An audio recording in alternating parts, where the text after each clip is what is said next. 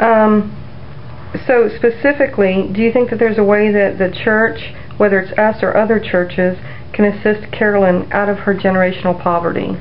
Yeah, and I heard a speaker say numerous years ago at a Promise Keepers conference that if churches were to really adopt one family and commit their resources to that one family, that we could make a major dent in poverty in America. And you know, I really believe that, and so that's why we try and help as many as we can. But we want to really grow up that one or two families that we can invest in, and we've been able to do that with a few different families over the time I've been here. And I feel like that is the most effective use of our resources. Not to just not to teach them. Not to give them a fish, but to teach them to fish by getting involved in their life, helping them in different ways. This scenario with Carolyn, I think we would probably look for a couple women in our church to kind of come alongside her, to work with the schools if we had to, with her children to help them. I know we'd have maybe some high school kids here who would be willing to do some academic mentoring with the kids. To help get them involved, we would help them try to plug into what we're doing as far as helping them grow. And but I think investing in that one or two families is really something that the churches could do to help with the whole generational poverty issue. So relationship building, yes, is what you're really seeing is pulling all of this together to break part of that generational poverty? Yeah, I think so, because I don't think Carolyn wants to be handed a fish. Right. I think in her heart she wants to say, how can I end this? I want better for my kids.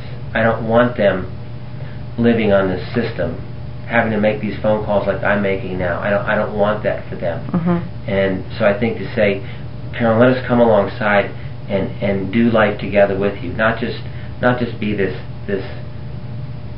entity over here that can write a check for your electricity this month, and next month it's going to be water, and do that, and to really help you in that in a relationship with you, so that we can help you to do life together. Right. And the same with our kids, because I really feel like in that relationship is where we're going to be able to kind of break those generational poverty issues, so the kids can see there is a difference. There's a difference that, going to school and really being plugged into school is important. To get that education, to be plugged into a church where she could have a father for her kids, to have multiple fathers for her kids, here that would just love on her kids, that would take them fishing down at our ponds, right, attend their baseball games, attend their concerts, be there for those kids. And because those kids do need a father, and to really kind of rally around that family in that way. Right. That makes sense. So I think that you might have even answered this question as well, but the church then would plant seeds to educate the children in changing their ways of thinking for the future by those relationship building times, and just having other men or older boys possibly within the congregation come forward and be like a big brother. Sure, yeah. Give that male role model. Sometimes, we use the word a surrogate mom or dad for those kids, yeah. And I think that because those kids need a model. Not that Carolyn doesn't want to be that model. Right. And I think she can be. And giving her a sense of hope that this can be different for her kids. Because I think any mom in her heart of hearts really wants her kids to have it different. She's made some poor choices, and she's living in that consequence. But for her kids, she's not going to want that. And for her, we don't want her having to live out there. I can't imagine being stranded outside of a small town. No running water. That type of scenario. Most of us take those things for granted. Mm-hmm. I do. That I've got running water, that I have a hot meal when I come home at night, that when it's cold out I have a coat to put on, that I've got heat in my house.